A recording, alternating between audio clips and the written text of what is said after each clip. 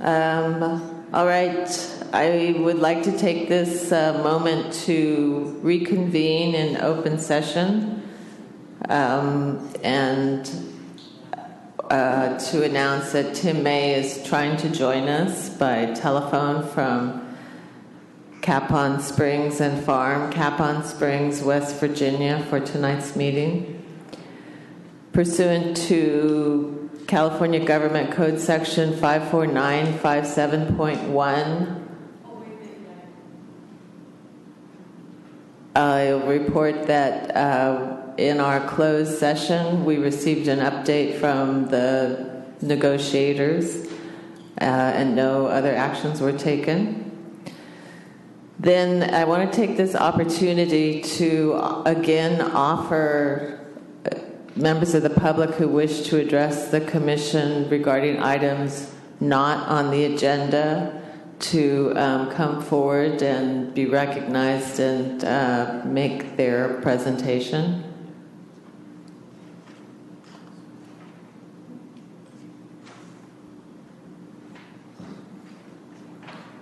Welcome.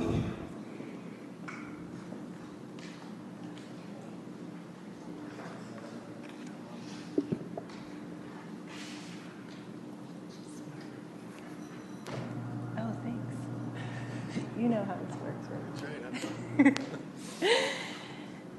Good evening, Library Commissioners. My name is Marjorie Lear, and I'm thankful to you for the opportunity to speak with you tonight.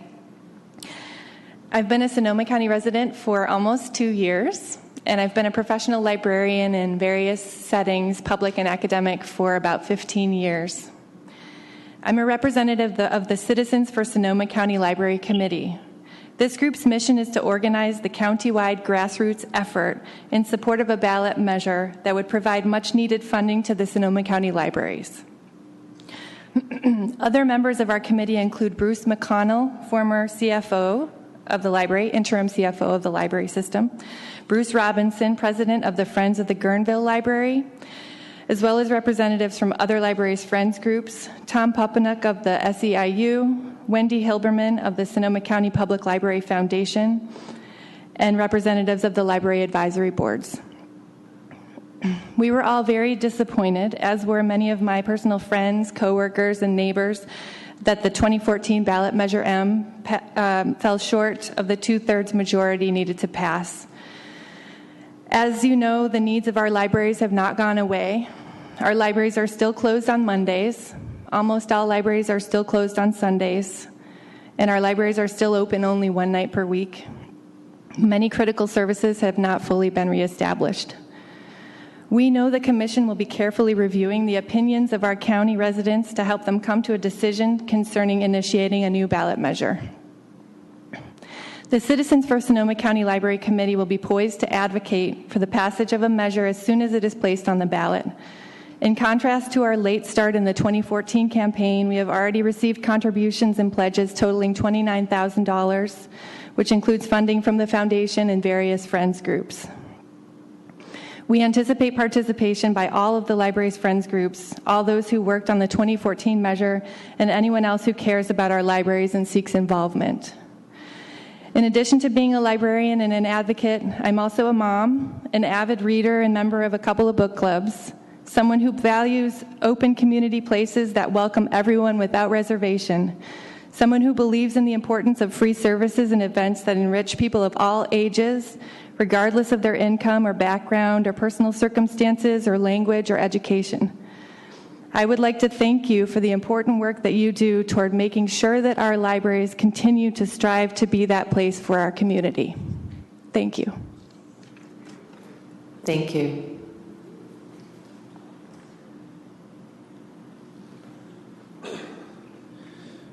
Good evening. My name is Dan Mullen. It's nice to see so many familiar faces. I am a campaign consultant. I have been retained by Marjorie's group, the Citizens for the Sonoma County Library. And I just wanted to bring everybody up to speed that we are getting very well organized. And we are in the process of giving you as a commission the support that you would need to pass a ballot measure. This does not prejudge any decision that you would make. You folks have to do all the due diligence that you have to do, but the citizens group stands ready to support whatever decision you make. Thank you. Thank you. Seeing no other members of the public wishing to speak, we will move on to agenda item 6, Library Advisory Boards and Friends of the Library. Are there any friends here to make a report? Seeing none, we will move on to Commission and Liaison Reports, item number 7. So we'll start with the Commissioner reports, and I can kick it off with, I do not have a report for my Library Advisory Board. The last meeting did not have a quorum, and they do not meet again until June in Sebastopol. So we'll move on to Commissioner Sanders from Sonoma. Thank you. Good evening, everyone. I would like to report out that our lab met on April 14th, and we meet monthly. And during that meeting, a lot of positive things were discussed, including the excitement around having a booth at the farmers market that is extremely well attended in Sonoma every Tuesday evening. So we are organizing ourselves with booth materials, signage, and staff our volunteer staff, I should say, to be present for the public, to answer questions. We even toyed with the idea of being able to hand out or issue library cards, but we didn't quite figure out the technology to do that. So we won't be able to issue library cards at the farmers market, but we certainly have a major presence there. I'm really excited about that because there are a lot of people at the farmers market who may not use the library, may have forgotten about the library in their lives. So it'll be a great opportunity to talk to people who might not be regular patrons. So we also talked about, I want to mention that we've added book sales to our regular book sale. We have what's called mini book sales periodically in between the major book sales. They've been a major success, especially for children's books. So fortunately, the addition of new book sales has not eroded our revenue from our regular book sales. So I would encourage you all to continue to look to book sales as a great source of revenue for your group and for your local library. In other matters, we are excited about having the 3D printer at our branch in July. We will be kicking off our summer reading program for kids, and it will include free lunches, which will be provided by the Redwood Empire Food Bank and served in our forum, which is a side room in the library. Our design plans for the Jane Cundy room are now available, and bidding materials will begin soon. As you may recall, the library was very fortunate, our lab was very fortunate to receive a large bequest from the Jane Cundy Trust, and the first project is this adult reading room. As for our young adult room, we have new tables in there, and everybody's pretty happy with the new furniture. So all positive things at the Sonoma Valley Library, and I'm proud to be a part of all the enthusiastic people there. Thank you.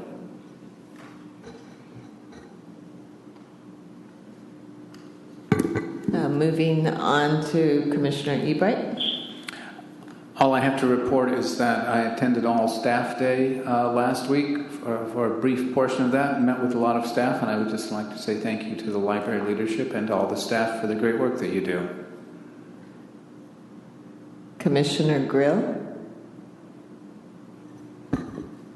I'm going to start with Charity Anderson, the children's librarian. She had 2 shows for children. One of them was a group of singers from Oakland, and she was very pensive about how many people would show up, and she just had a big smiling, raving success, which was really, really something. And then the other day she had a young Latino woman who I would describe as singing with the soul of a poet, and she had all these young kids in there, and it just went over great. She had trepidation both times about, you put all this together and who shows up, right? One, or, you've got a full house. The other interesting thing that's going on at the Hillsburg Library is we have a homeless art agenda, very, very close to the one that Rebecca Forth put together. Harvey Brody, who I've known for a long time, a local artist, he collaborated with with Rebecca before she left, and this is also evolving to a fundraiser at some high-end new gallery in Healdsburg. And this is sort of a heart tugger, is that there is a homeless man that I've known for maybe 20 years. I see him in the library. He would be reading, and he completely just kept going downhill and down. And it turns out he's been in Healdsburg for 35 years, and his dad used to be mayor of Healdsburg. So, you never know what happens to us and how we get where we get. And then on another note, I was talking with John Hopt, who is our manager of the branch, and I said that we'd lost a lab member. And he had an idea, and I said, why don't you go for it? So right in front of me, right when we're standing there, he picked up the phone, he called the person he was thinking of, and she said yes. So like within 3 minutes from an idea to fruition. And then I'd also say that I attended all staff day, and I thought it was great. So that's it. Commissioner Heavenridge? The Guerneville Lab will be meeting a week from Wednesday on the 11th, so I have nothing to report from the Guerneville Lab. But I also want to mention the all-day staff meeting, and I really want to thank branch manager Joe Cochran at the Petaluma Library and all the staff and all the staff at Central that worked so hard on this. And I especially like the bios of all the awardees. they were pretty good. So I think it was an excellent speaker also, the librarian from Sacramento, and a lot of good ideas were generated, and we should have it twice a year. I think it'll be good. No, Patrick. once is good, I guess. Okay. So anyway, that's all I have to say. Commissioner McKenzie? Hi there, Rohnert Park, things are happening, as always. I attended the April 19th lab meeting. I brought an article that had been in the Press Democrat about, in the town section about, I can't remember the name of it, is it the Dojo Club? Yeah, down in Petaluma. And this is some very skilled computer programmers are for free teaching these kids how to program. It was great publicity for the library. And so I brought it and held it up, and it turned out that somebody on our lab's kids are in that program in Petaluma. And of course, all excited about wanting to have it in Rohnert Park Lab. Great buzz. And it was great to have Vicki there, Turbovich, who was representing administration at our meeting. And so we had this great wide-ranging technology conversation, and everybody got so excited about all kinds of things. So thank you, Vicki. After I left that meeting, as I was walking out of the lab meeting, I heard an announcement over the PA that said, the Makers Club is starting, blah, blah, blah, bring your kids in, play with logos. So I was leaving that meeting and going straight to the Rohnert Park City Council Town Hall meeting, and with this information in my mind. And a woman at the town hall meeting was saying, we need more programs for kids and blah, blah, blah. And so I was able to stand up and make a public appearance and say, blah, blah, blah.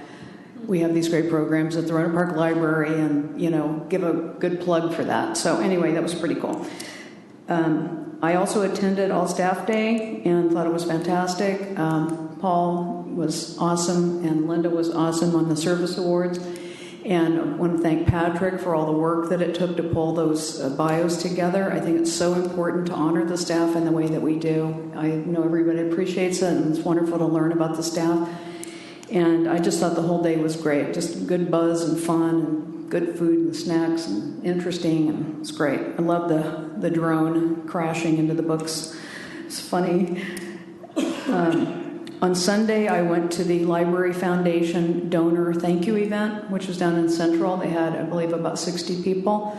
And the foundation board was there, and Paul Grill and I were there as the commissioners that were attending. and they took a lot of people through the library on tours. And Wendy Hilberman said today in another meeting how much people love these tours. They never get to see, the book repair part and all the stuff that happens at the library. So anyway, I think it was a really good thing, and I know they're planning more events, the foundation is.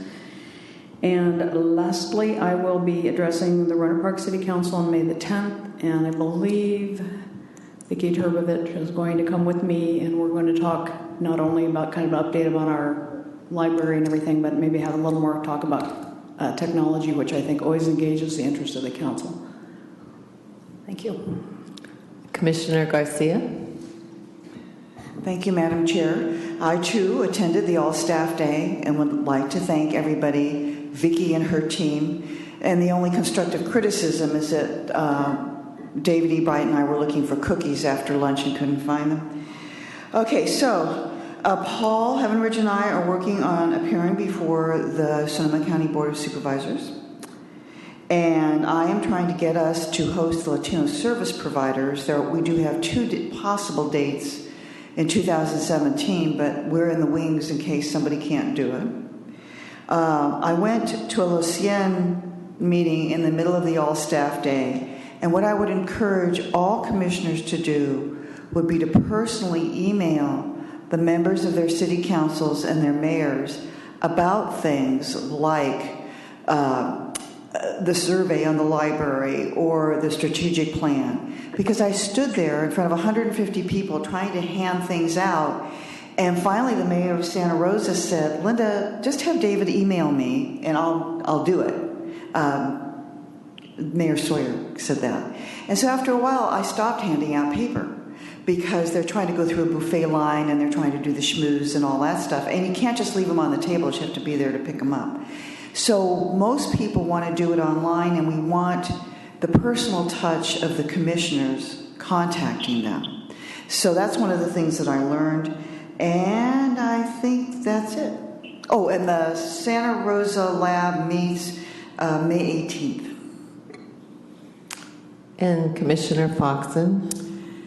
Well, I've been working with the other commissioners some of the other commissioners to establish the standard operating procedures that will hopefully help us process through everyday and unusual situations with a consistency. I think that's important in an organizational functioning. I also attended the all-day staff and thoroughly enjoyed talking with people that I never see, finding out how they came to the library, where they came from, what their path was, and what kind of work do they do. And these are people that I really never see. And one of them, I said, "Well, where are you?" "Well, I'm down in the back corner of the basement." And I thought, "Oh, I never go to the back corner of the basement. So maybe I should start touring the basement." But in any case, I really enjoyed it. I enjoyed Brett's exercises with the branding concepts.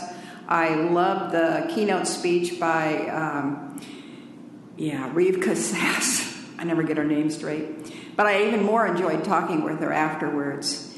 And I know that commissioners are not staff members, that we are there simply to observe and learn and maybe better understand what's happening in the library and how it works, and more importantly, the people that drive it and make it go. To me, that was what I walked away with from All Staff Day. I also went to the monthly meeting of Sustainability Circles, and this morning's session was arranged by a group called American Adventure Tours, and they take people from all over the world, very few from the United States. They do no tours in California even, but they take people from all over the world on these camping trip tours into like Monument Valley or the Rockies, and they do it all with a sustainability mindset. And it was really interesting to hear how they achieve some of this sustainability. I mean, what do you do with your waste when you're in the middle of nowhere, especially when you've got 20 people coming along behind you? So it was kind of interesting. We talked about procurement and supply chains and all those exciting things that kind of make your eyes glaze over sometimes, but all important. And how does it apply to the library is part of what I was thinking as was going on. Kevin Kumataka came from the Green Business Program to talk about a certification program, how an entity can be certified, and the library would be a good candidate for something like that. And we also worked on our initiatives, and all of you know that we're trying to build these ideas of how we as a library can become more sustainable. And I was talking with Nancy Sampson at All Staff Day from, I think she's a Guerneville. Okay, got it right.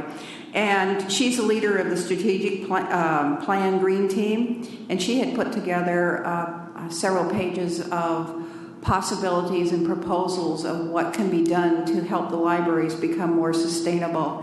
And it was really interesting because it was framed in library lingo in ways that I don't talk about it, so it was kind of fun. And I could see definitely some of those needed to be incorporated into our list, and that we needed to reframe some of ours into her language so it would be more applicable to the library. So that was kind of neat.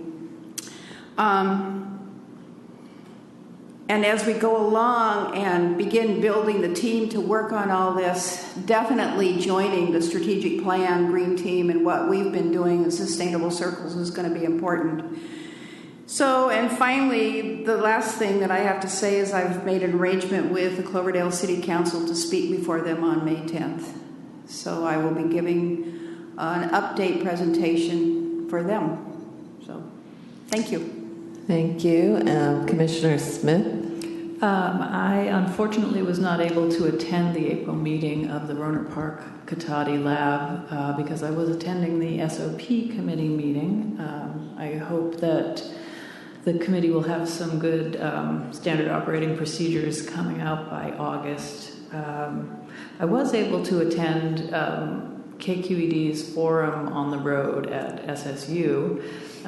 That program had two topics. One was the wine business in Sonoma County, and that was very interesting, and I think I saw some tweets from the wine library.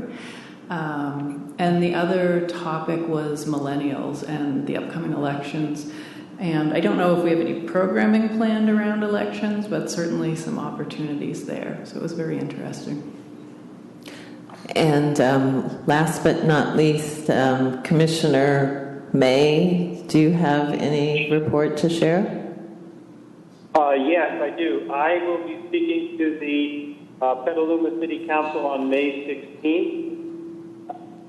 I hope you can hear me. And we can. The other thing is I would like to specifically thank Reese for the work that went into the PowerPoint. Thank you very much. The Petaluma Lab did meet, and we are going to be reviewing our bylaws at our next meeting. And finally, the Protocols Committee the Standard Operating Committee will probably be coming to the June meeting with a bylaws amendment to be able to hold the election for chair and vice chair in the July meeting. So the the officers can take office right on the August meeting.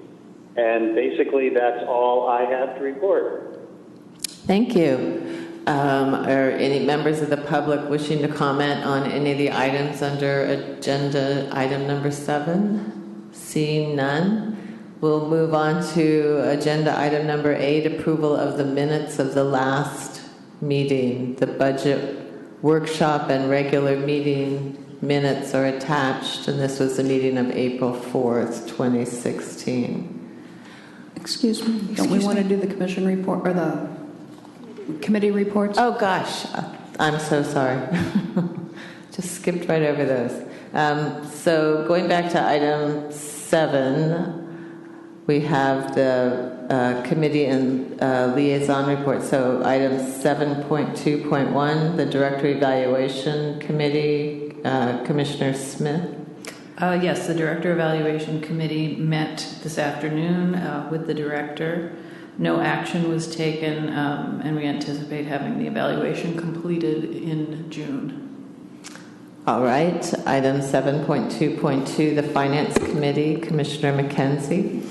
Yes, the Finance Committee met on April the 18th. Commissioners McKenzie, Whistler, Grill, and Director Lear and CFO Neiman were in attendance. Commissioner Foxen participated by phone because she's a trooper, even though she'd been post-surgery. She got on the phone and was with us the whole meeting. Commissioner Neff also attended as a member of the public, basically.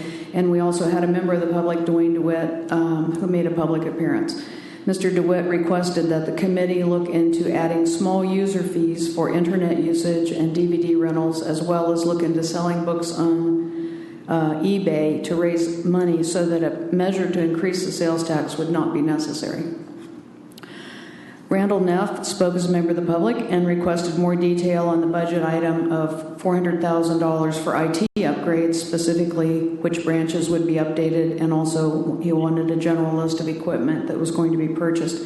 He also inquired as to the process of notifying the public when branches are to be closed for updating, as well as more detail on the plans for the closures. The committee then reviewed the monthly financial reports. CFO Newman reported that the RFP, the request for proposal for the next auditor, is going to be going out the first week of May, and it was decided that the Finance Committee would meet with the finalists who had submitted responses to the RFP at the June committee meeting and make a recommendation on the selection of the next auditor. The 2016-17 budget was reviewed again. After a lot of discussion, a summary statement was formulated by the Finance Committee. It's that generally the Finance Committee is fine with all the items that are basically the same as they have been in this year, and that everything's working, but any new items and changes, including staff additions and use of fund balance, need to come to the Finance Committee in much greater detail in coming years. After going over these items, the committee recommends the adoption of the budget after the full commission okays each additional staff position that's in this new budget. The committee discussed establishing a separate audit committee or a subcommittee of the Finance Committee. After discussion, it was decided that this was not typical in Director Lear or CFO Neiman's experience. So it was our group felt that it was this separate additional committee or subcommittee was not necessary. The Finance Committee will continue to review and discuss the audit prior to full commission, as it has been doing in this past couple of years. The committee then discussed establishing an OPEB action plan, and by that point in time, Director Lear and CFO Neiman had to leave the meeting to go to another meeting, but we kept on. And it was decided that a recommendation would be made to the Commission that an ad hoc committee to create an action plan for OPEB would indeed be made. So in particular, we suggest that this ad hoc group look at making a set commitment rather than looking at the OPEB balance year by year and deposit year by year. We look at having a set commitment, as well as consider bringing in members from the greater community to focus on this one task, again, as an ad hoc committee. So the Finance Committee would like to request that this item be agendized by the Commission for the next meeting. The committee then ran out of time, and we weren't able to finish our last discussion item, which was the revision of the fund balance policy, and we'll take this up again at the next meeting on May 16th. Thank you. All right, moving on to 7.2.3, Public Relations. Commissioner Foxen. Yes, we met this afternoon at 4 o'clock, so if I missed something, I hope that either Paul Heavenridge, who was on the line, or Brett, who was actually in the room, will fill in the gaps if I missed something. But we met with Wendy Hilberman, who is CEO for the foundation, and we discussed branding and marketing and concepting and how much the foundation and the the library need to work together in order to build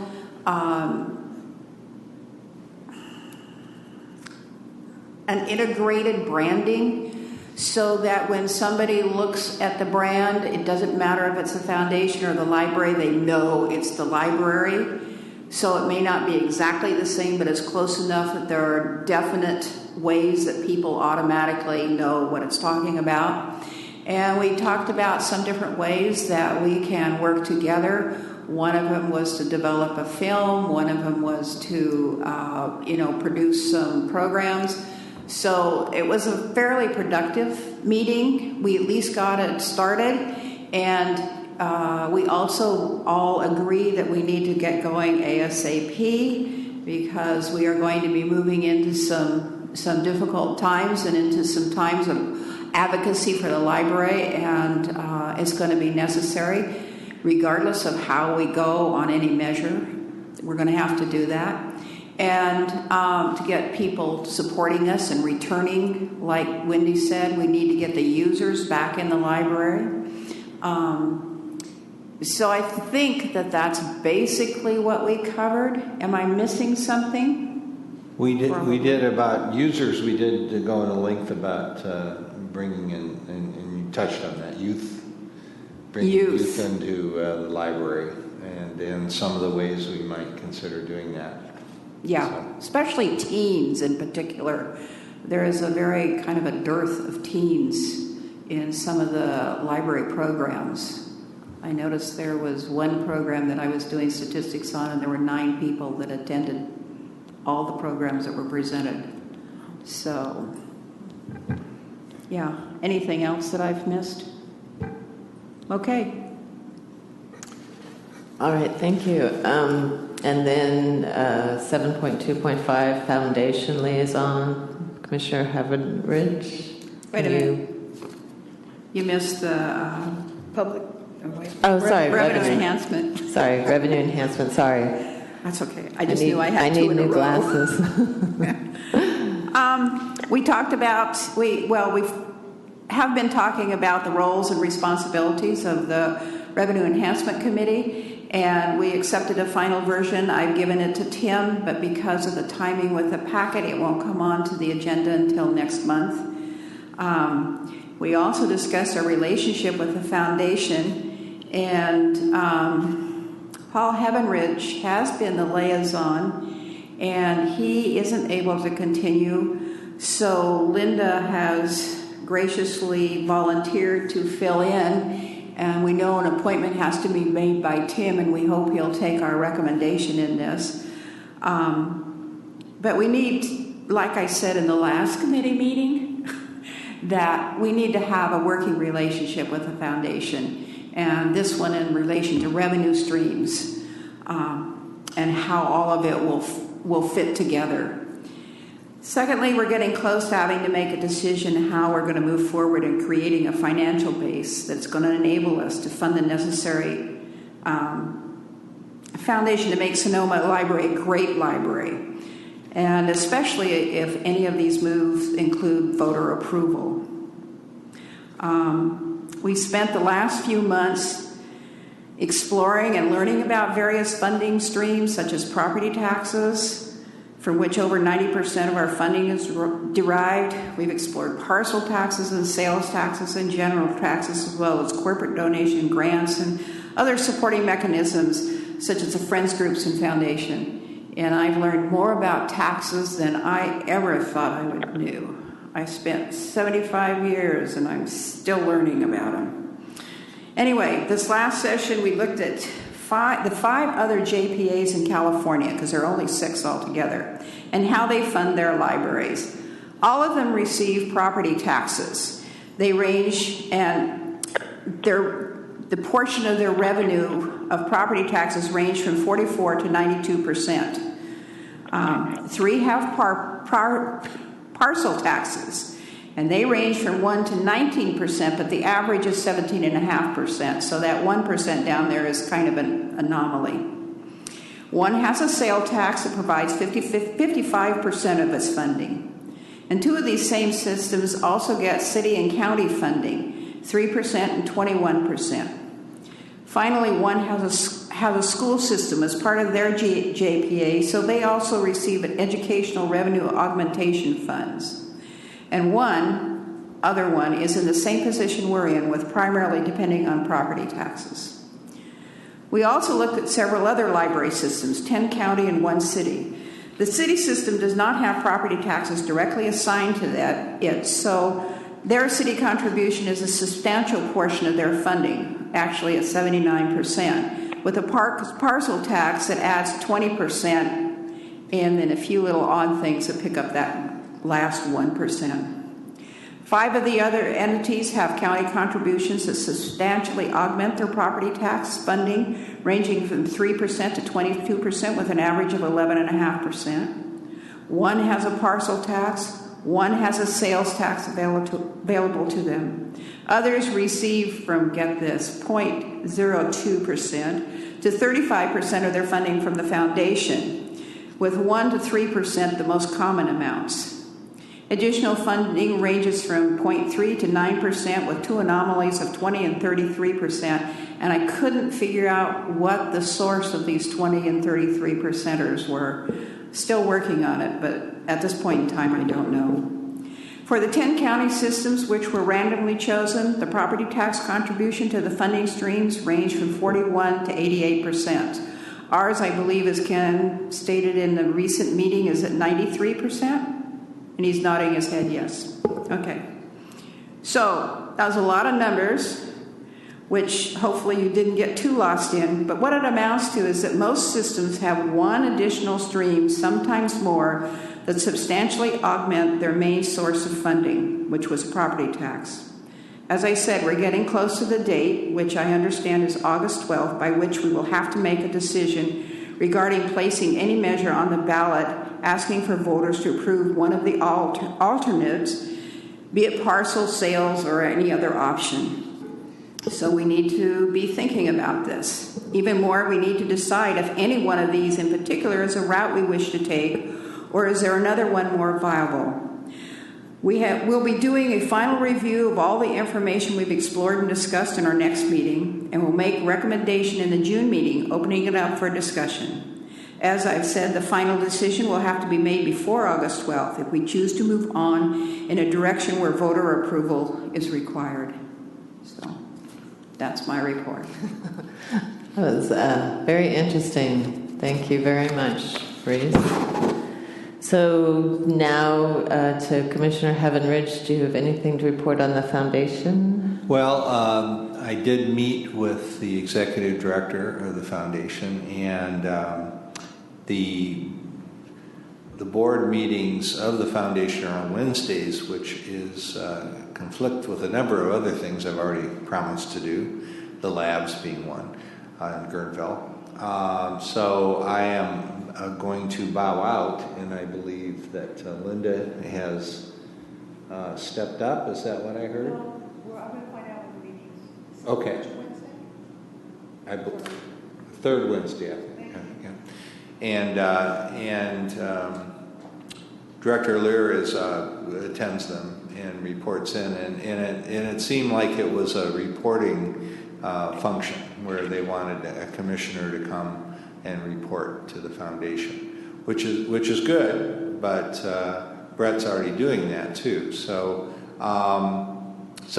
for various reasons, I think Linda's going to step in. I think we do need someone from the commission to work with the foundation, and I think we're doing that also in the revenue committee that Reese talked about today. So that we're instead of attending the board meetings, maybe having the foundation on like the revenue committee coming and talking about specifics may be more important, but that's for further discussion, I guess.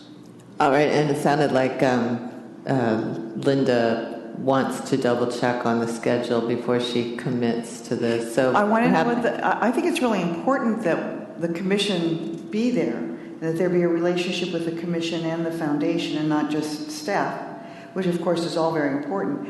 But depending on the meeting date, and that I would fill in just to go to the meetings until we decided who permanently.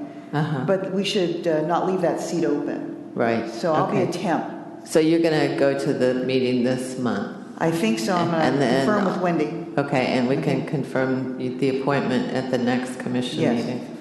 Okay, perfect. Thank you. And then I noticed in the minutes from last month, which I was absent from the regular meeting last month, it's that there is now a liaison to the Coalition for the Roseland Library, and that is Commissioner Garcia.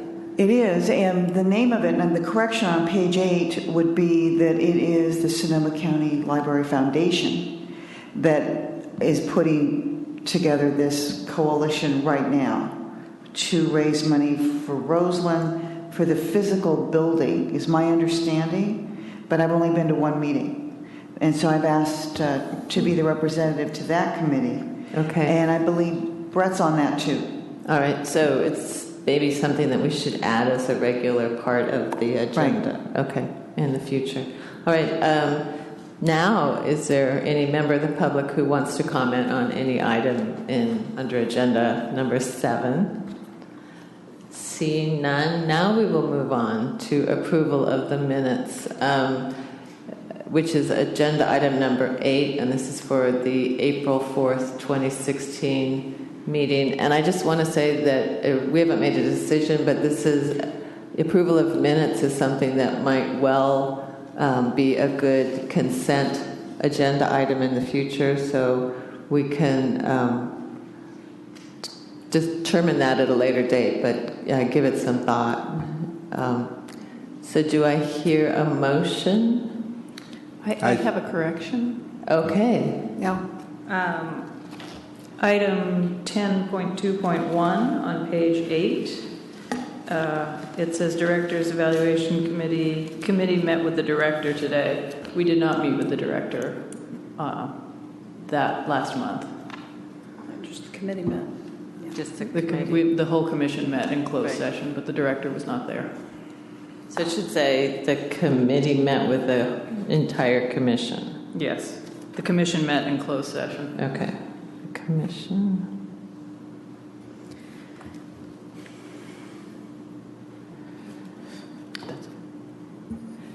And I also want to say, Tim, since I can't see you, raise your hand. If there's a moment when you want to contribute to the discussion, please speak up.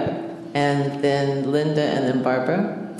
Again, on page 8, 10.1, the third line, Garcia reported that it is the Sonoma County Library Foundation, not the Santa Rosa Lab, set up the coalition for Roseland Library to explore funding for a permanent library.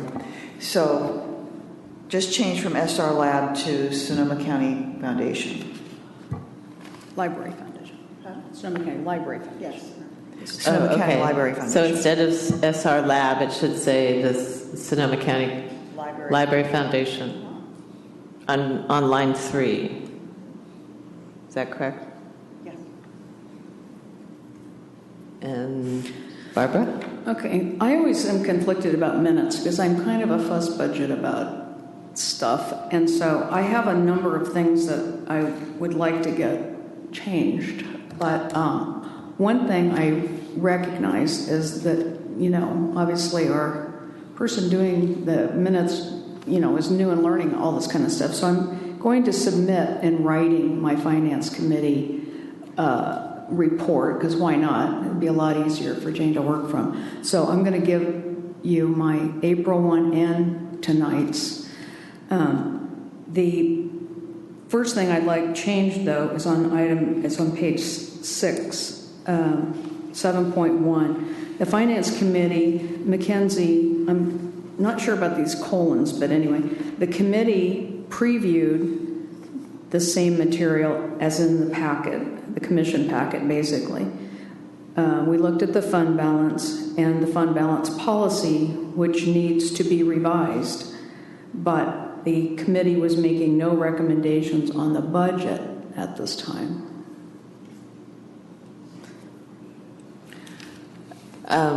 Okay. That's only one. Okay. Item 7.6. I don't see any mention in here of the point that I was making about recommending that the commission approve each new position. So I would like it added in there under 7.6. I think it belongs. Mackenzie requested more information on the new positions, and recommended to the commission that the commission approve each new position separately.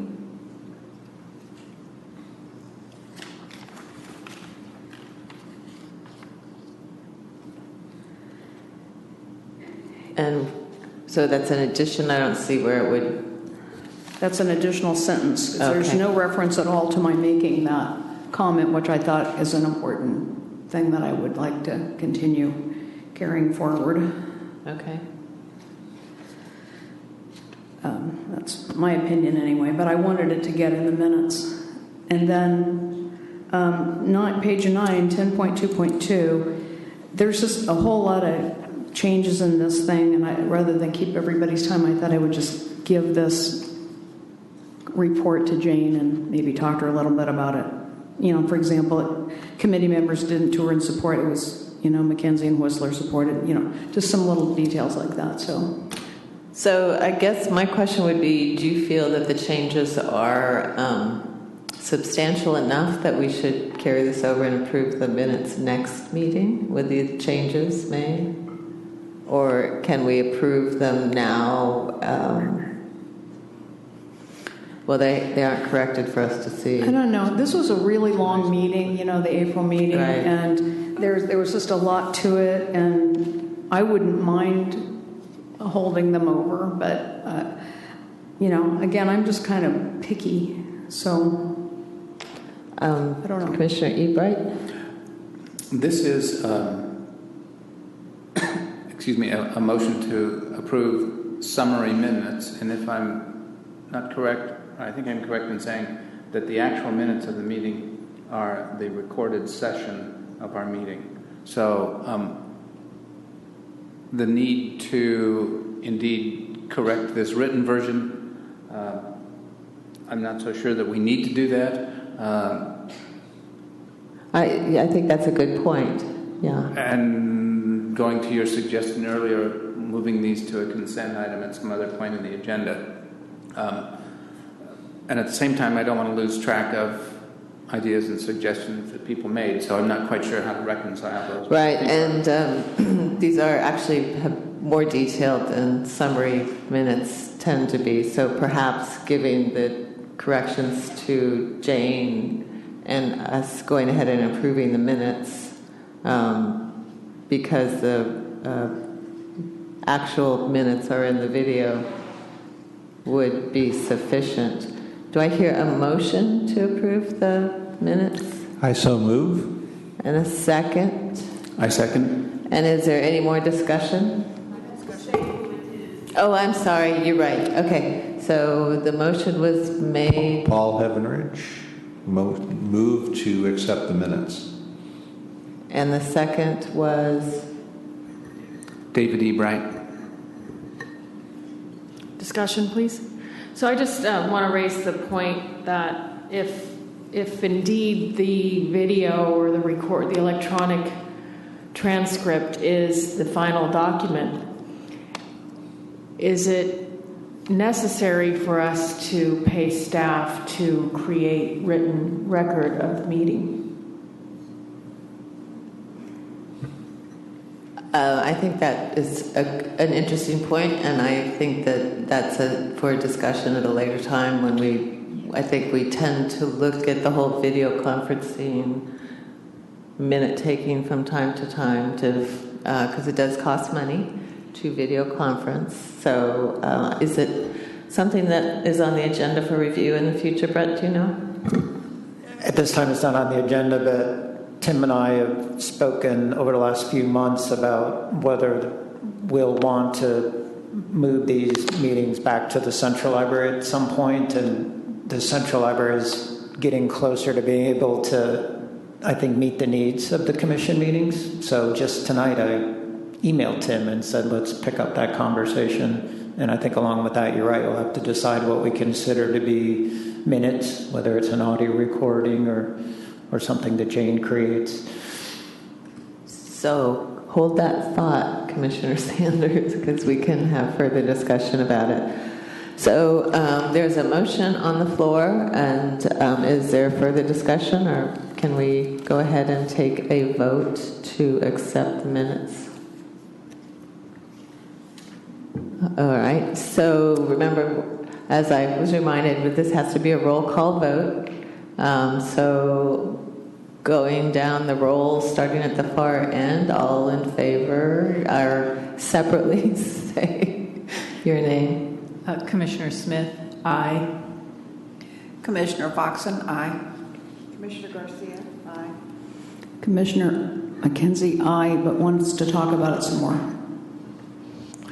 Commissioner Heavenridge, aye. Commissioner Grill, aye. Commissioner Ebright, aye.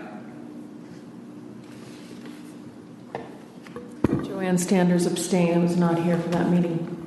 And I will, Commissioner Whistler will abstain. She was not at part of the meeting. Commissioner May. I vote aye, and I've lost the volume has changed a lot on what I'm hearing, so somehow it went down. So I'm having a difficult time hearing. Oh, okay. Should we just all speak louder into our microphones? Is this better?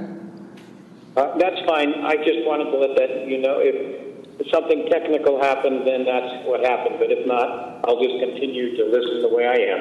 All right. Thank you. So the motion passes. And Commissioner Mackenzie, you wanted additional discussion. Is that all right to move to a later agenda? That would be fine. Thank you. Okay. Thank you. All right. So moving on to agenda item number 9, the correspondence and press coverage. Any comments? Did commissioners, I'm assuming, had a chance to look at the items sent to us? Thank you, Jane. And were you able to bring the binders in case anybody needed to see them in person? Okay. Any comments about the correspondence or press? Seeing none, now we are moving on to the consent calendar, item number 10. And there is one item for approval on the consent calendar, item 10.1, approval of unattended children's policy. So are there requests to move and to remove an item from the consent calendar? I'd like to, if we're not going to hear about it, I would like to pull the proposed unattended children's policy. All right. To talk about it a little bit. All right. So when an item is on the consent calendar, it's not to be discussed. So to remove it, we'll put it onto the regular. You should probably be under the action items by motion. So we'll move it down to the first item under item number 12. All right, so now we're moving to agenda item 11, discussion items, and we get to hear Brett's director's report. Thank you. Okay, good evening, everybody. I'm going to be pretty brief tonight. The budget is still one of the main things that I've been working on over the last month, getting a couple extra documents that we put into this package tonight around the use of the fund balance and positions and that.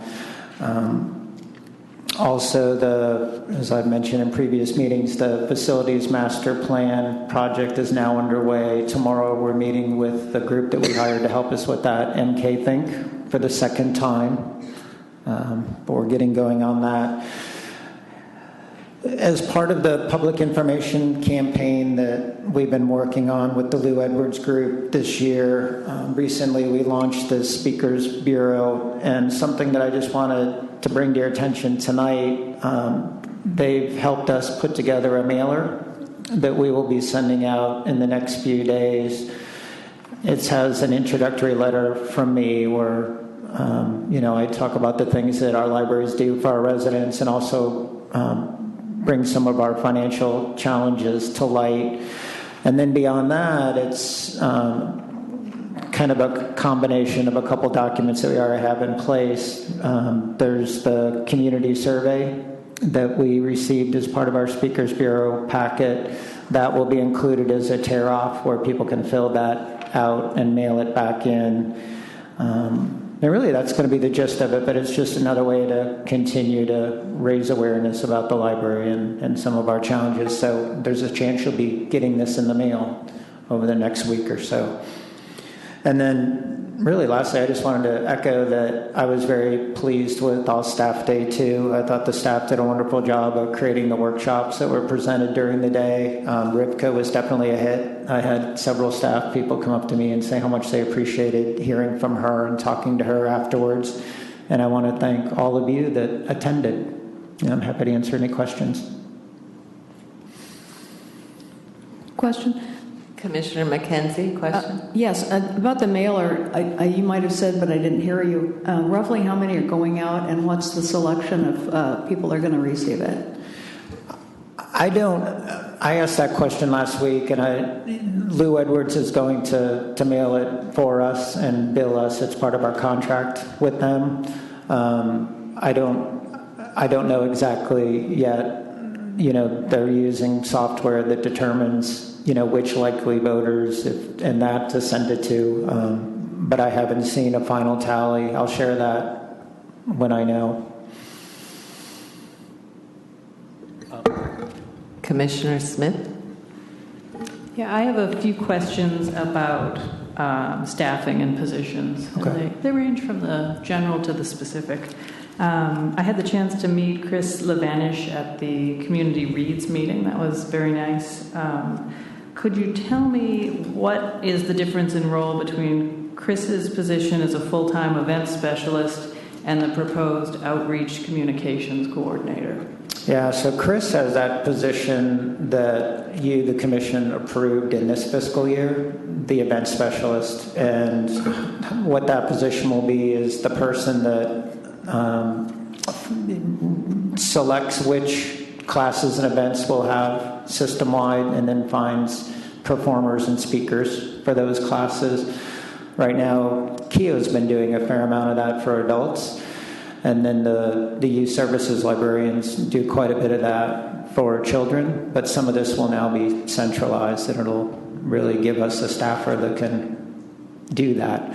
The community engagement, and I don't know if we'll stick with that name, but that'll be more of a public information officer type position, communications person, where they'll be helping us with our earned media and also getting out into the community and forging partnerships with the higher ed and, just again, where we're really struggling with capacity right now. So partnership building, media relations, public information, that'll be the focus of this community engagement person.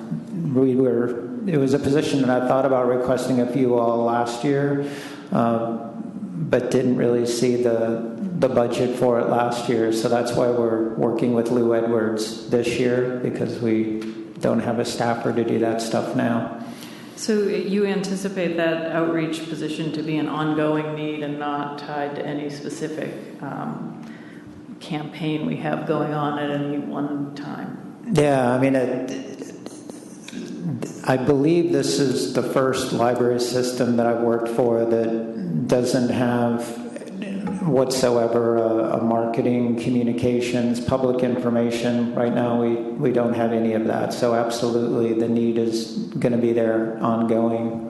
Right now, the little that we do is decentralized, and it's done by multiple people throughout the organization the best we can. Excellent. And then I see that we have a librarian position as one of the proposed positions, which is great. I think we need more frontline staff so we can get to more hours. And I'm just curious about how these positions were decided and what are your next priorities after these positions? So I look at thank you for asking. I look at the staffing process as a year-long process. I know that throughout the year, I hear from various people where we're falling behind as an organization, which divisions are struggling. In addition to our public libraries, we also process books and order books and deliver materials around So I certainly hear from the division heads throughout the year where their staffing needs. I start keeping a running list myself of things that I'm hearing. And then as we get closer to budget preparation, probably around October, November, then I have our CFO and our public services manager actively talking to the division heads and the library managers about what their needs are. And then it at some point comes down to me having a list of needs and just asking a lot of questions of management and winnowing them down to the number of positions that I think address the most immediate needs and that I think you all are likely to fund. So thank you. I think we've made some great hires and needed hires. I'm just hoping that in the future, as we're looking forward, we have more frontline staff, because I think that's the gap that we need to start filling next. So I hope that's in part of the planning. Commissioner Sanders, and then McKenzie, then Grill. Thank you. I just have a quick question. Where does it mention about the outreach? Is it in your report, Brett? About the outreach position? I think it's at the end. I know it's in the budget 34. item tonight. It's one of the additional attachments that lists the position names and a brief summary of each position. Agenda item 4.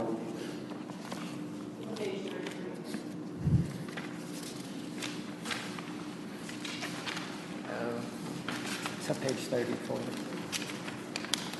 Thank you. That's helpful. Commissioner McKenzie? Yes, on All Staff Day, I forgot to mention something I wanted to say, which was that Keo received her 40-year service award, and I think that's worth pointing out at the commission level and thanking her for 40 years of service. Thank you, Keo.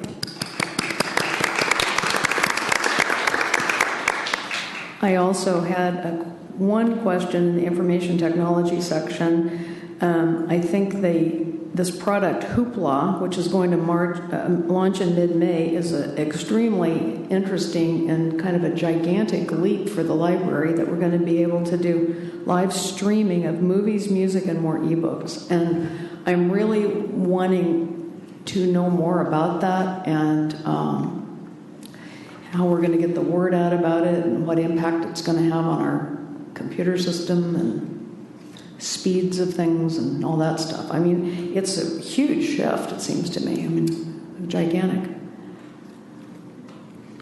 Yeah, I mean, Vicki's here this evening. Absolutely. I mean, it's the first foray for us into streaming movies, so absolutely I want to make sure that we publicize it well. And then Vicki and I talk all the time about ensuring that now that we're offering the service, that people choose to use it in our buildings. I want to be sure that we have the bandwidth for people to watch a movie in our facilities if they choose to. But do you want to speak some more to it, Vicki? Would you like her to?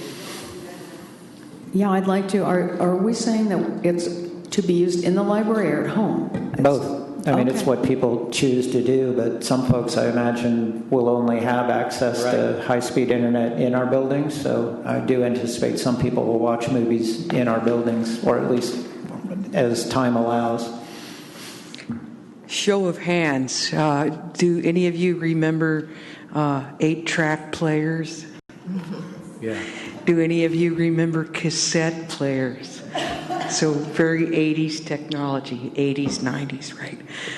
And now, of course, we have CDs, and those are becoming passé because we have streaming music and video and audio and ebooks and so forth.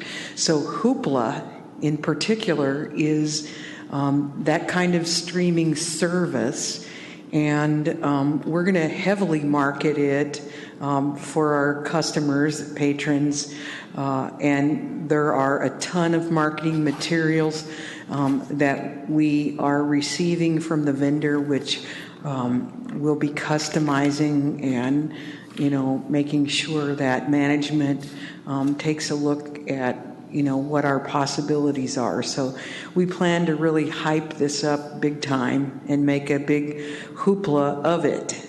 And we're really excited. I've been working at other libraries that have had it. It's an extremely huge deal when people want to come into the library and use their personal devices, whether they're, a smartphone, a tablet, a laptop, or to use the library's computers. So that's all going to be possible. The worry, of course, that I have, the flip side of that is our infrastructure, which is why I led off with 8-track players and cassette players, because that's where we are. The equipment that we have across the board is, I was talking about this with our network engineer Bruce today. He said, "Vicki, I can give you 5 talking points if you need them." He said, "Can you spell end of life?" And so the equipment has well reached that. We're even to the place where manufacturer support is mostly unavailable for especially the public network.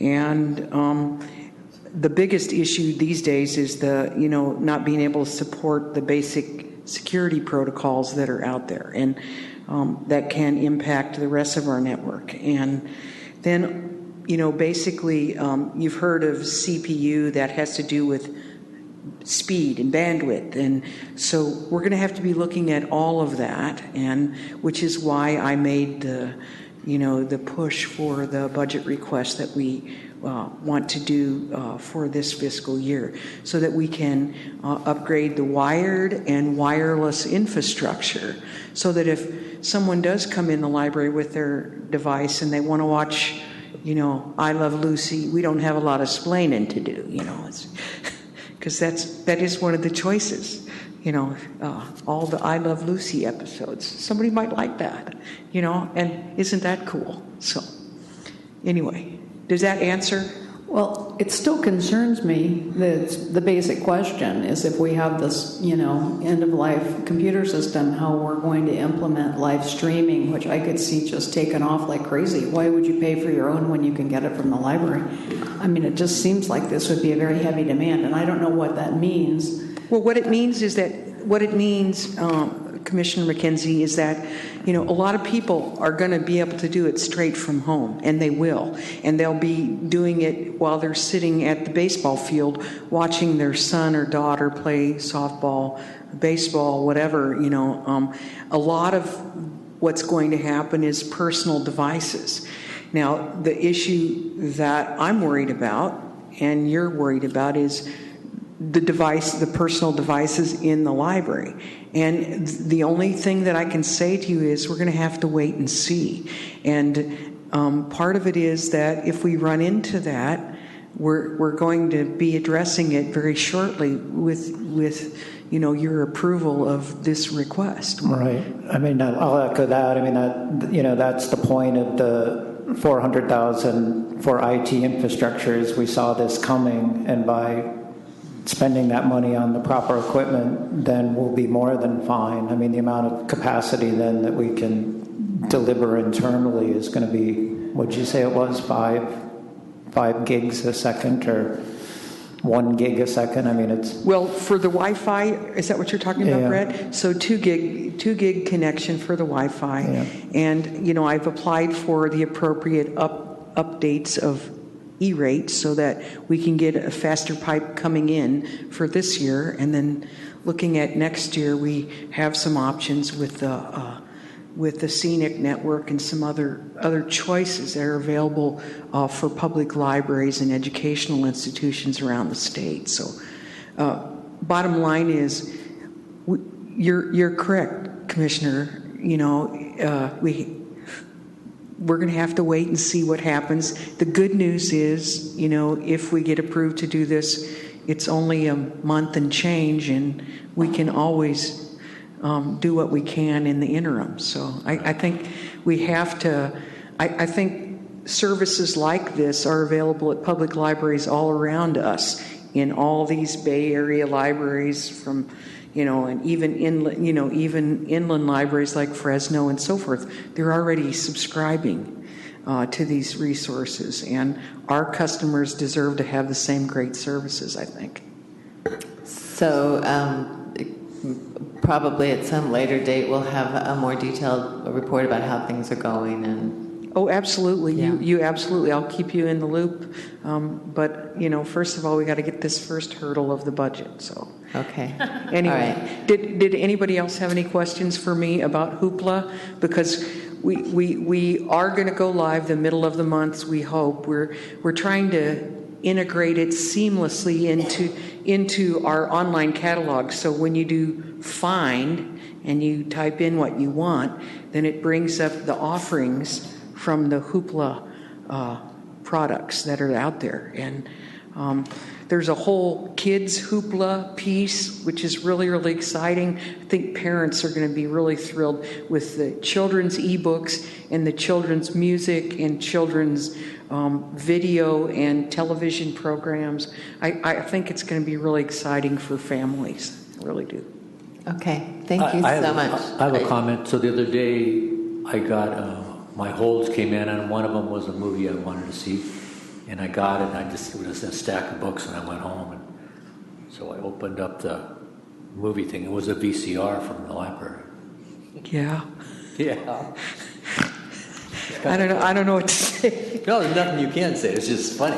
Well, the last big system I worked at, and I left there in 2009, we did away with all the VHS. They sold them at the book sale and so forth. So, this is probably just an anomaly hanging around there between the cracks, Oh, I see. Okay, you're messing with me. All right, thank you. And I think Commissioner May had a comment or a question to raise. Yes, mine was regarding the outreach person. I'm recalling the JPA, the new JPA, and in essence the bucket list that came along with it. And a piece of it was to begin building good liaisons with the education system. And I'm wondering if that's kind of a part of what's being pictured in the creation of this position.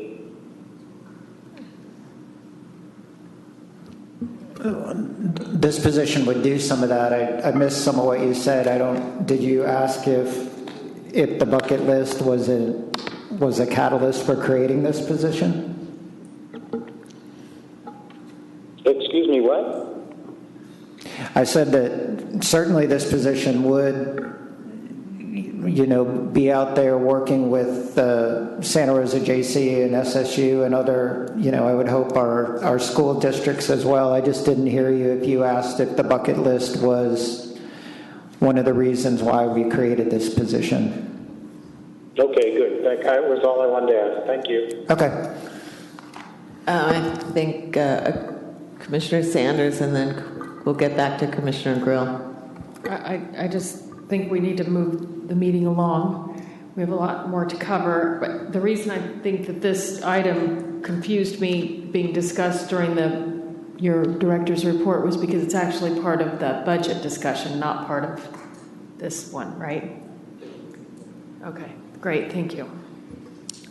And my question was, Brett, this was to you with the Lou Edwards group on this mailer. Do you have any idea what their charge is? It's part of our contract. What the charge is? Yeah. I don't, but we could, it's in the contract. Can you remember what the anticipated dollar amount was? But it's part of our overall contract with Lou Edwards. This was one of the tasks that they were going to perform for us. So one of the things, my personal experiences with mailers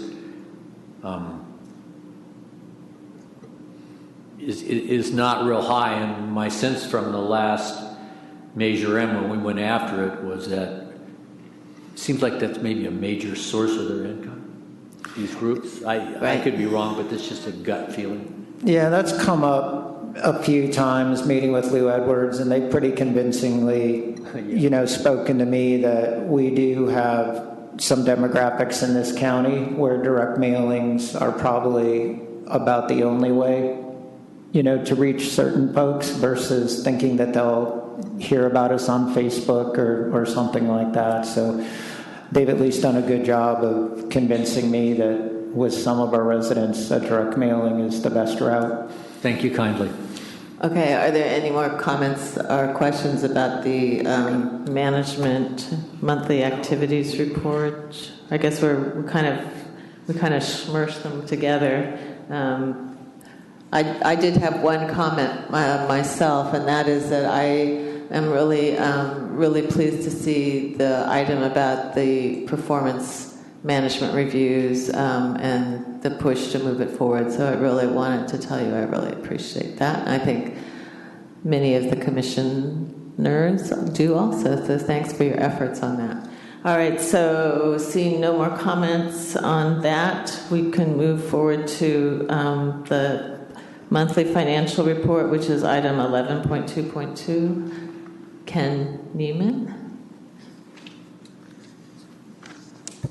Hi, this is on page 25, and there's really nothing of any significance out of the ordinary to discuss for the month of March. You'll see down there was one payment over the $25,000 reporting threshold, and that was the PG&E bill again. The cash balance at the top is going down as it normally does this time of year. We get another tax payment in April, so that'll boost the cash balance up also.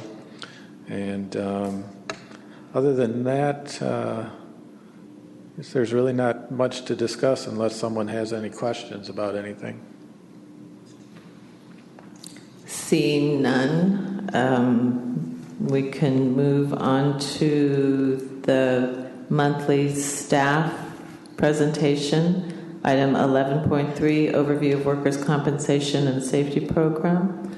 Patrick Preston.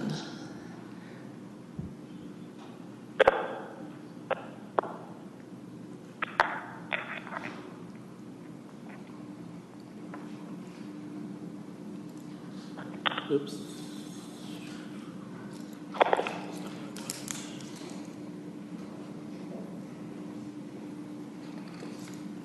There we go. Slideshow.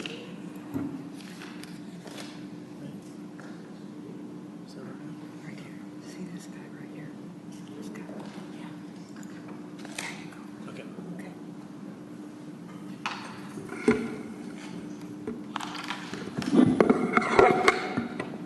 Do you mind if I stay right here? I can operate then the slideshow. No, otherwise, I can just go up to the front. No, that's fine, Patrick. Go ahead. Okay. So our workers' compensation policy comes up for renewal July 1st, and we'll be presenting the renewal proposal at the June Commission meeting. So we felt that this was an opportune time to review what we've done over the past year, both with respect to workers' compensation as well as safety. What you have in front of you is just a number of claims per policy year over all the way back to 2007. And as you can see, currently we have a total of 6 claims that have been incurred in this policy year versus 5 of last year, and the previous year a total of 16. So we're going in the right direction. And what that means is that our experience modification rate has started to go down consequently. This just shows you the severity of claims, in other words, how much we paid out on various claims. So again, you can see a significant difference from a couple of years ago. The red brackets just tell you those are the policy years that are going to be looked at for establishing our experience modification for not this upcoming policy year, but the one commencing in 2017. So again, it's looking better. And you'll see that on the next page, where for this new policy year, our XMOD is what we refer to, has dropped from 281% down to 222%. We have budgeted $230,000 in the 2016-17 fiscal year budget for workers' compensation. It's been as high as $257,000 in the past. In all likelihood, it's going to come in, much lower than $230,000. But again, that gives you a sense of how the XMOD can reflect our expense. And obviously, we pay a lot of money for workers' compensation. So the more that we can do to reduce the number of claims, both the number and severity, why it obviously has a direct impact on our budget. To give you an idea of what we've been doing and what we continue to do with regards to safety overall, we do have a monthly safety committee meeting wherein we review accident and incidents reports. We review any new workers' compensation claims as well as identify any new safety hazards. And in all of those, we look at root causes, any immediate fixes that can be done, as well as any preventive strategies going forward. As part of our regular safety program, we do provide ergonomic equipment and furniture as appropriate, such as different kinds of keyboards or mice or chairs. We periodically perform both in-house as well as utilizing our safety consultants to come in and do workstation evaluations as well as workflow analyses in some departments, all with the view of trying to minimize the risk of injury to our employees. As we've mentioned before, we have two excellent safety consultants, one through our workers' compensation carrier, Berkshire Hathaway, and one through our workers' compensation insurance broker, Wells Fargo Insurance Services. And again, they assist us in all of these services that I've just mentioned. We also, from time to time, have utilized the Cal OSHA consultancy service. That's a free service available to employers where they'll come in and do a review of your policies and procedures while looking at your claim histories and so forth, and offer their thoughts on those kinds of things. Periodically, we've also surveyed other library systems to see what they might be doing to reduce workers' compensation exposure as well as address safety issues. As a result of those safety consultants, they've been assisting us in a plan going forward, and we began this past year in having them perform job hazard analysis by different job categories, whether it be a librarian, circulation tech, shelver, and each of those categories, they look at the tasks that individual performs, and then they looked at the hazards associated with those specific tasks, and then they prescribed different controls or preventive measures for each of those hazards. And this is a tool that they helped design for us that we can then present to supervisors when these issues arise in a branch, so that they have some sense of, what are some things that they can do to help a staff member minimize or mitigate, their chance of injury. Out of that, we identified some broad categories of safety issues to be addressed, and among those were ergonomics and materials handling, driver safety, just general housekeeping safety issues, so on and so forth. And what we are going to be doing, starting with the month of May, we are going to begin a process of train the trainer. Our consultants will join us in May to train supervisors and managers on each of these different safety issues, both what the hazard looks like and also methods for addressing those hazards. And the whole intent is to try to push down to the lowest level possible a culture of safety. In other words, it's not just HR, it's not just senior management that has a concern about safety and is directing people what they need to do, but frontline staff being aware of what those issues are and what they themselves can do to help minimize those hazards. As an example, here's one of the safety fact sheets that have been developed that we'll be presenting this May. And as you see, it talks about some of the tasks that people deal with when they're talking about ergonomics. And then it talks about the hazards associated with that. And then it goes on to talk about steps to prevent these kinds of multiple, now I forget what MSD stands for. I'm thinking of it in a different term.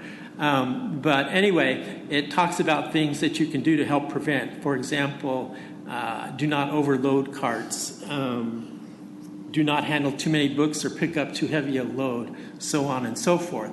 So at each of these trainings, train the trainer and the managers then in turn train their staff. They'll be able to present these, basically a one-page data sheet that a staff member can then use to refer to what they themselves can do to address these safety issues. As I mentioned, we'll be rolling this out in this month, and we'll be reviewing the supervisor's responsibilities when it comes to safety. It is a train the trainer, again, as opposed to myself or the safety consultants going out to every single branch and presenting this. We're trying to make this as simple as possible so that, in a 15, 20-minute session, a supervisor could sit down with their staff and review these kinds of safety topics. Having said that, we still have these two safety consultants available to us if a branch were to determine that they would benefit from some one-on-one or group training specific to their situation. And as I mentioned, the whole intent of this is to develop a culture of safety, safety first. And obviously that should be our first and primary job, is ensuring the safety of all of our staff. And as I mentioned, the effort here is to try to, drill it down to frontline staff so that everybody can, be responsible for, a safe work environment. Any questions? Yes. Commissioner Sanders. Thank you. I have a few questions. First of all, I appreciate the report for sure, Patrick. This has been an area of my focus since I was first became a commissioner and learned of our mod rate, which remains extremely high. And so just to understand the numbers, maybe Ken, you can help out with this, but just to understand the numbers, just looking at the monthly report for 2016, it says that the workers' comp is $280,000 for the year. And I want to understand, several slides back, you did a fine job of pointing out what the cost of the mod rate was. And if you could go back to that slide, I just want to understand what the total premium is and what the cost of our safety record is vis-a-vis the total premium. Right. I think. Yes, I didn't get this with my packet, but this is exactly the number. So it looks like the 2016-17 Experience Mod will cost the library an extra $230,000 for the year. Is that based on this? I wouldn't classify it as an extra $230,000 a year. The $230,000 would be our total workman's comp expense. Okay, because that's why I was wondering how that compared with the $280,000 that it's budgeted for. The $280,000 is budgeted, and this year it's coming in at $237,000, so we have a savings of $43,000. So this really isn't the extra cost of the mod rate. Right. Okay, that's reassuring. And I'm also wondering if it would be appropriate if staff would consider in either the financial report or in the director's report for each commission meeting to include a summary of any workers' recordable injuries that occurred. And, we don't need to know what, who, what, anything like that, but I think it's important to know what the open claims are, what the cost of those open claims are, and what actually happened when it happens. And I'm wondering if staff could come back maybe, or, just put that on the radar if it would be appropriate for us to know when the injuries occur on a regular basis? So it's certainly easy enough for me to present a brief report that just indicates whether or not we've had any, new recordable claims, and maybe just a very brief description of what they are, if you did want to know that. That would be terrific. In terms of expense and so forth, I do meet quarterly with our broker where I receive a very detailed claim report that does give all that expense information. Potentially, yes, I could get that from them on a monthly basis, but like I say, we already do that on a quarterly basis. I think it's fine on a quarterly basis. I just would like to see us chip away at this mod rate to save the library some money. I think it's a win-win-win for the employees, for us, for our patrons to have a safe work environment, and it'll certainly contribute to the bottom line, and I think it's helpful for commissioners to know when injuries occur. Commissioner McKenzie? I would like to thank you, Patrick. I think that's a really great report. I think we're obviously headed in a really good direction. It's quite dramatic in terms of the drop in claims and expense and so forth. I love the whole everything that you're doing and the culture of safety, bringing in the consultants and all that stuff. I think it's very impressive. I had one question, which is on the safety fact sheet. It lists steps to prevent these MSDs, which are musculoskeletal disorders, disorder or injury. Yeah. Anyway, it says vary your tasks, which is obviously always a good idea. I'm wondering to what extent our staffing issues impact the ability to vary tasks. I would say, and this is my opinion, would be in most instances, it has some impact, obviously, but when we say vary tasks, what we're referring to there is even if a job has multiple tasks which are repetitive in nature, the general recommendation is that if you can at least switch from one to another periodically over the course of an hour, so to speak, that you can reduce significantly your risk at having a workers' comp injury.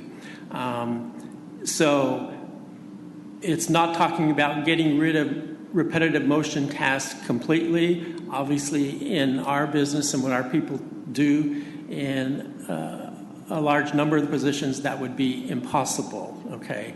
But again, if you can vary which muscle groups are being used, then you can reduce that significantly. And an example would be a person working at the circulation desk. They're spending 20, 30 minutes, processing materials across the desk. That involves a certain group of muscles. But then maybe they go back to the back room and are taking care of behind-the-scene tasks that don't involve the same muscle group. Or maybe they're going and pulling holds from the shelf. Any of those tasks in and of themselves, if you did them long enough and consecutively, consistently, could result in a repetitive motion injury. And again, that's impacted by a lot of other factors, among which just a person's build and structure and predisposition and all those kinds of things. But just splitting things up like that can go a long way to help reduce injuries. And we have encouraged our managers to really focus on helping people to rotate out amongst different tasks so that they're not spending 2-3 hours doing the same thing for that entire period. Okay, great. Any other comments or questions? Thank you very much, Patrick. That's a very complete report. Any comments from the public on any items in agenda item number 11?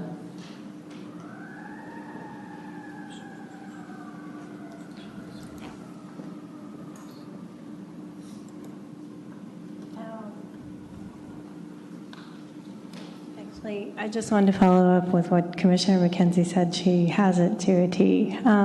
You have people who work not 30 minutes at a repetitive task, but 4 hours a day at a certain repetitive task, checking in with the barcode, checking in with the RFID pad, pushing the carts.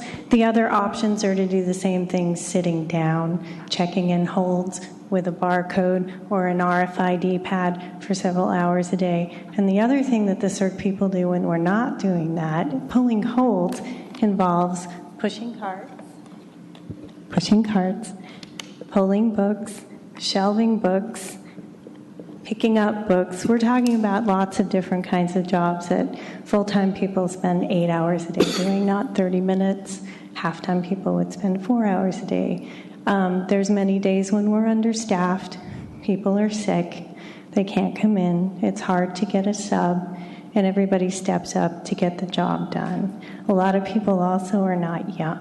A lot of these types of injuries come because of age. People my age, our age, and even older. Thanks. Thank you. Any further comments? All right, seeing none, we will move on to the action items under agenda item number 12. The first item we're going to take is the item that was removed from the consent calendar, and that item is 10.1, approval of the unattended children's policy. And Commissioner McKenzie wanted to have some discussion on this item, as did perhaps other commissioners. So Kathy Deweese will be speaking to us. Hello. I'm happy to speak to you about the revision to the unattended children's policy. In your original packet, there is a page, I think it's page 16, which has a red stripe on it, and that is the existing Library Commission resolution, which serves as our unattended children policy statement. And that has been in place, I'd say, at least 10 or 15 years, possibly longer. Over the past 5 or 6 years, we have been getting feedback that we need to have a stronger statement that expresses the need for clear guidelines for the public and then for staff in terms of handling what our liability is in terms of unattended children. Another thing that we have heard from legal counsel is that some of our policies that talked about, like, children who are 12 to 17 can be treated as adults, and actually that we learned was not a good statement to put in a policy statement. And so in this proposed draft, some of the details of the policy, yes, it's much longer than the old one, but like 8 and under needs to be closely supervised. That has not changed. What we did do is we clarified by creating definitions. What is a child? What is an adult? What are the responsibility levels? And then we also provided clear regulations that state when this happens, so that the parents and that the public will know. When this happens, this is what library staff will do. The regulations are not intended to be procedures for staff. It's to let the public know this is what will happen when your child is running amok, when your child is alone and we can't find a caregiver. And then the last just comment I wanted to make about this proposed policy was what? There's a statement that's the policy statement A, that's children who are unable or unwilling to care for themselves may not be left alone in the library and must have adequate supervision while in the library.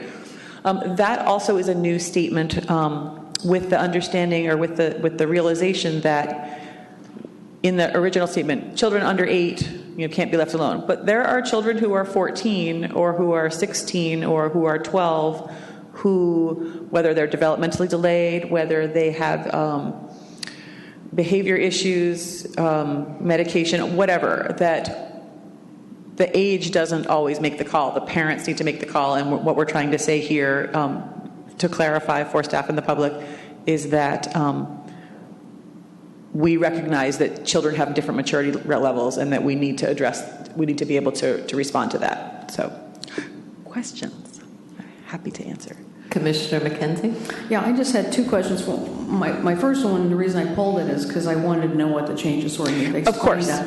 And secondly, I was wondering if we'd had any significant issues with unattended children, and also was wondering in terms of developing this policy, how you do that, if it went through the branch managers, if there was a lot of feedback, and this covered, everybody's happy with the way this is. That's a good question. We actually started working on this revision about 5 years ago, and it took a while. It went through various levels and changes and stuff. But this current draft and iteration, it did go to the branch managers, and we actually incorporated a lot of the branch managers' feedback into the draft.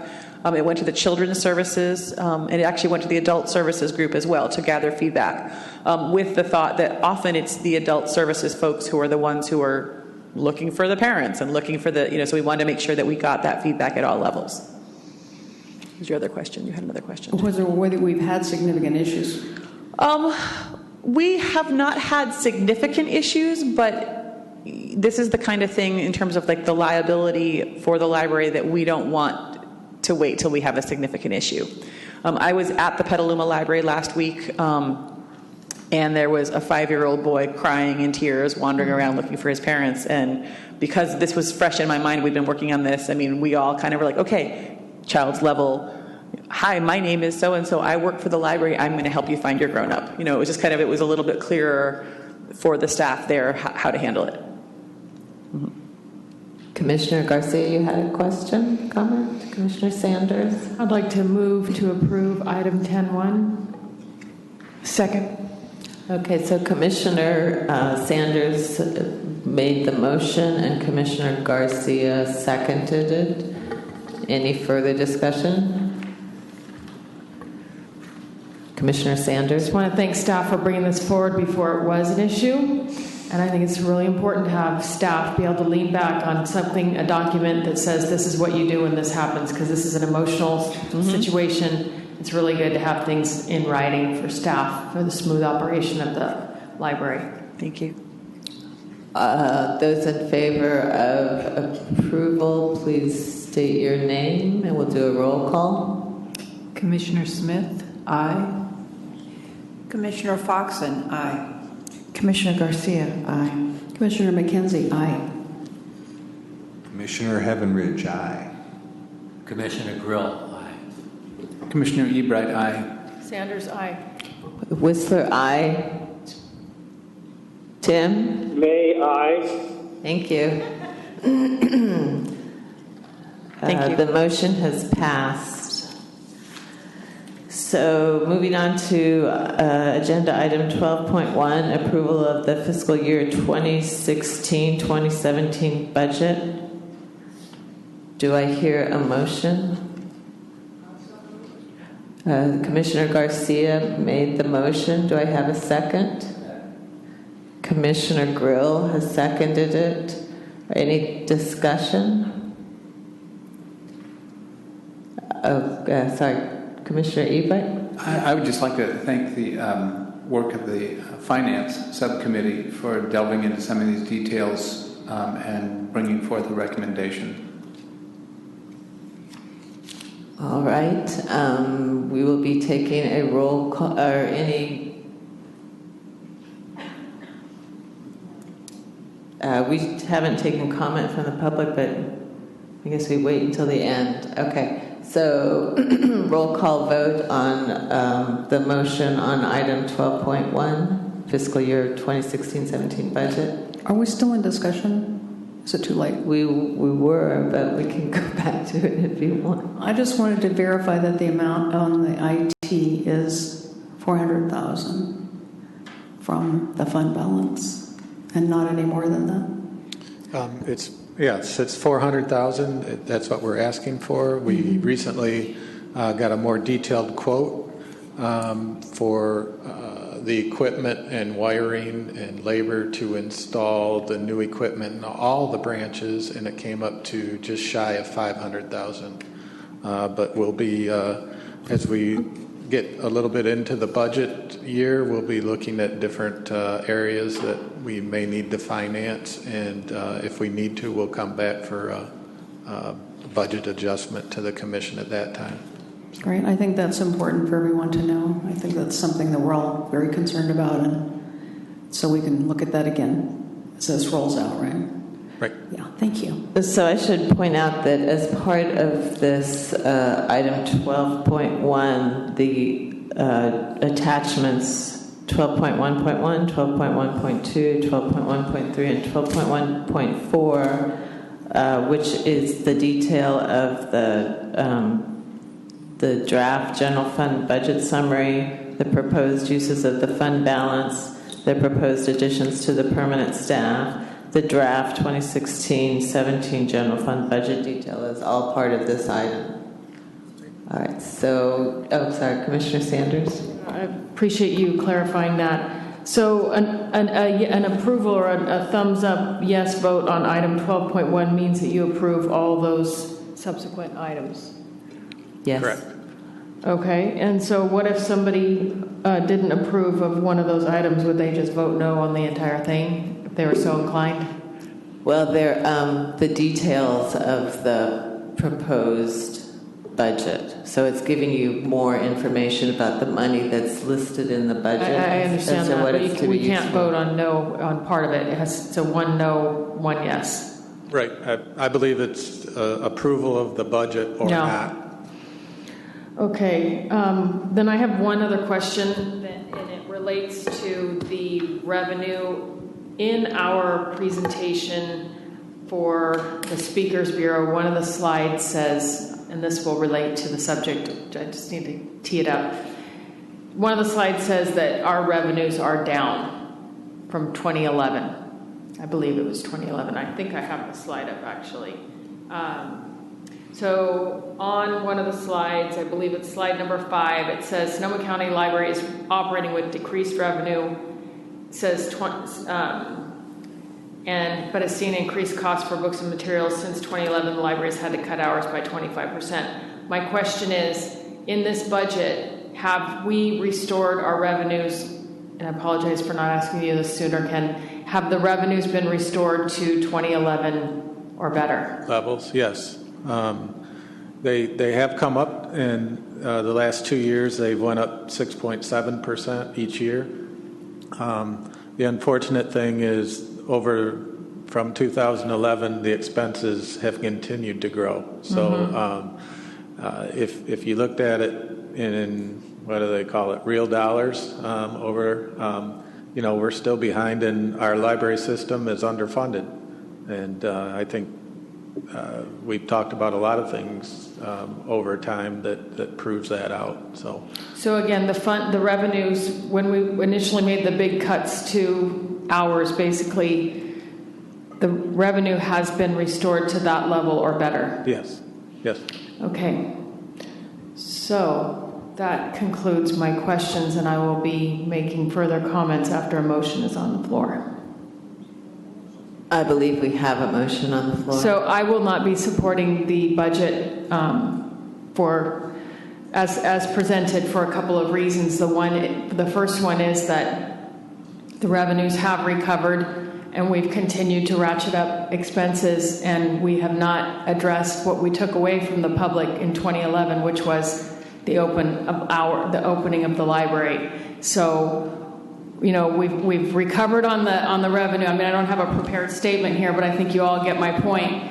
We've recovered the revenues, but we've spent more in this budget. There's more spending on staff that's just continuing to take away from our ability to deliver restoring of the hours. So I will not support it. The one thing that does catch my eye is some of the addition of permanent staff, specifically the outreach position. I just don't think we're there yet. I totally support the concept, but I really, really came to this job wanting to restore the hours. And now that I know that the revenues are back where they were pre-2011, I can't support it. So appreciate all the work you all put into this, but that's my position. Thank you. Any other comments? Commissioner Foxen? Well, first of all, I don't think we're entirely in control of the expenses. I mean, I've noticed just living expenses have increased markedly, and I imagine expenses across the board have increased markedly. That's one thing.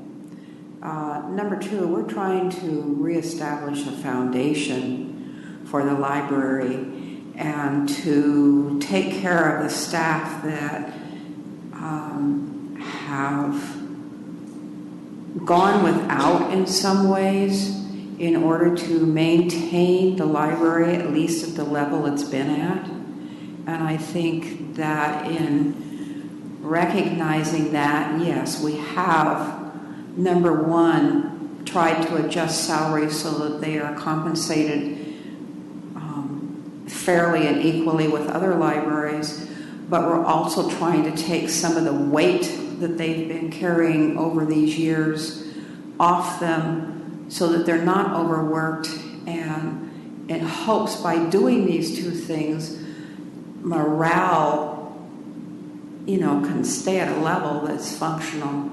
So I have questions about your conclusions, but I respect them. I just needed to express my opinion. Okay? Commissioner Garcia. And the money for these permanent positions for the IT, if we didn't spend it, we couldn't open up any more hours anyway. We need $1.5 million to do that. It's so even if we didn't fund these positions, we can't open any more hours. Isn't that true, Brett? I mean, this is a little bit of money. Yeah, I mean, certainly if we were to extend beyond the hours that we're open now, that too would involve staffing. Yeah, you couldn't open it up without hiring other people anyway. So that's what I have to say, and yes, I respect your opinion. Any other comments? Commissioner May, do you have any comments? No. Thank you. So we have a motion on the table, and remind me who was the mover. Was it Commissioner Garcia? And it was seconded by Paul Grill. All right, so we have a motion on the floor. We'll take a roll call vote on that motion, starting at the far end. Smith, aye. Commissioner Fox and I. Garcia, aye. McKenzie, aye. Heaven Ridge, aye. Grill, aye. Ebright, aye. Sanders, no. Whistler, aye. Commissioner May? Aye. Oh, are you voting? Did you say aye? I couldn't hear. Okay, Commissioner May says aye. So the motion passes. So moving on to item 12.2. Yes, just quick comment, Commissioner Whistler. Yes. I want to commend all the staff who put in untold hours on this, a tremendous amount of work, a lot of clarification, a lot of questions, and a ton of work, and I commend you, and thank you very much, especially you, Ken.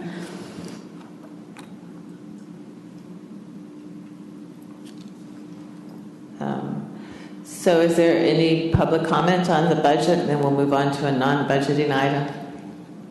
No public comment? Okay, we will take the next agenda item, which is 12.2, adjourning the meeting in memory of Shannon Loads. And that is David Dodd.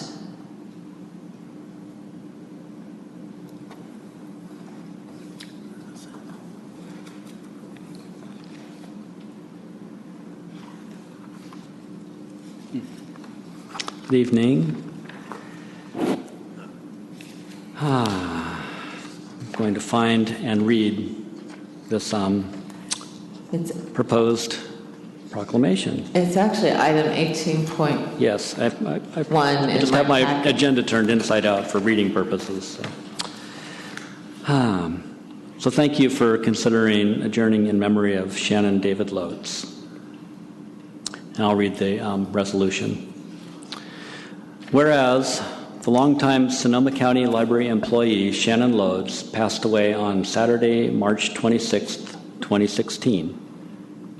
And whereas Shannon had a nearly 21-year career in libraries throughout Sonoma County, beginning as a student worker at Santa Rosa Junior College and subsequently at Sonoma State University. And whereas Shannon worked in the Sonoma County Library for nearly 13 years, beginning as a substitute library technician 3 in October 2003. And whereas Shannon held a number of permanent positions in Sonoma County Library, including Central Reference Tech, Circulation Tech 3 at Central and Rincon, and whereas Shannon was currently working as a library associate, heading up our interlibrary loan service. And whereas Shannon was much loved by fellow staff and patrons alike, who were continuously entertained, surprised, and delighted by his outgoing and engaging personality and commitment to the library and to his colleagues. And whereas the world will be, in the words of his friend, spoken at his memorial service, a smaller and darker place without Shannon in it. Now, therefore, be it resolved by the Sonoma County Library Commission that the members of the Sonoma County Library Commission hereby express their most heartfelt gratitude to Shannon David Lodes and honor him on this day for his extensive contributions to the library and the community of Sonoma County, and that when the Commission adjourns this day, it does so in memory of Shannon David Lodes. Thank you, David. Do I hear a motion? So moved. Thank you, Commissioner Second. Garcia. Second. Seconded by Heavenridge. Commissioner Heavenridge. Comment? Yes, a comment. I really appreciate having this ability to recognize employees in sad situations. It's really important that everybody has a chance to recognize the person that served us. And we all spend so much time at work, and to know that, that you were recognized, and the family members to know that an employee was recognized, I think is meaningful. So I thank you all for having this policy in place. Yes, and thank you, Commissioner Sanders, for having brought the idea to the Commission. Commissioner Garcia and then Commissioner McKenzie. I had the opportunity to sit at lunch with Shannon on Advocacy Day that we had, and he was a hoot. And so I really appreciate you doing this. Commissioner McKenzie? Yes, I too really appreciate this. I'm so glad we have this process in place. I'm so glad to honor, our employee. And David, appreciate your putting this together. My question is whether we then make a copy of this resolution in some sort of way and present it to the family? Yes, it's part of the process that staff put together, and will be followed up with. Yes. Thank you. Any other comments? Any comments from the public? Seeing none, I will take a vote now on approval of this motion, starting at the far end. Roll call vote. Smith, aye. Fox and I. Garcia, aye. McKenzie, aye. Heavenridge, aye. Grill, aye. Ebright, aye. Sanders, aye. Whistler, aye. Commissioner May? Aye. Thank you. The motion passes. So moved. There are no action items by resolution under agenda item 13.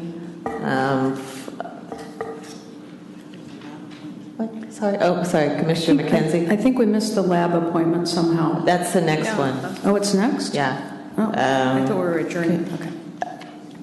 Item number 14 is lab appointments. And do we have lab? We have lab appointments, yes. So there's a motion. Is there a motion? There's a motion, so moved. Commissioner Garcia has moved to appoint April Lynch to a position on the Roanoke Park Cotati Library Advisory Board for a term ending June 30th, 2019. Is there a second? Second. Commissioner McKenzie seconds that. Roll call vote, please. Smith, aye. Fox and I. Garcia, aye. McKenzie, aye. Heavenridge, aye. Grill, aye. Ebright, aye. Sanders, aye. Whistler, aye. May? Aye. Thank you. Yes. Thank you for hanging in with us, Commissioner May. So moved. So moving on to items 15, items to include in the next commission notes and suggestions from the commissioners. That we approve the budget and the new positions. Okay. Any others? I think we should mention the 40 years of service from Kiara. I think that's a great idea. Thank you, Commissioner May. Maybe some information on Hoopla. Oh, yes, the information on Hoopla.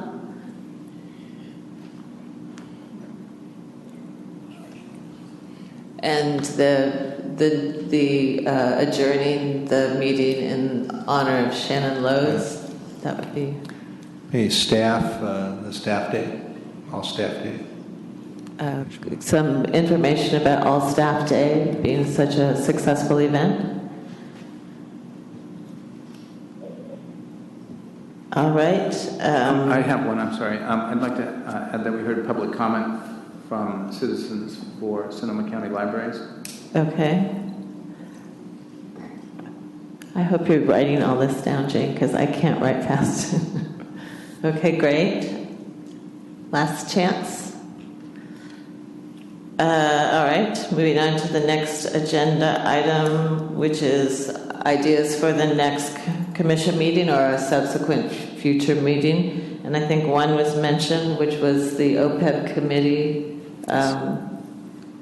Any other thoughts? All right.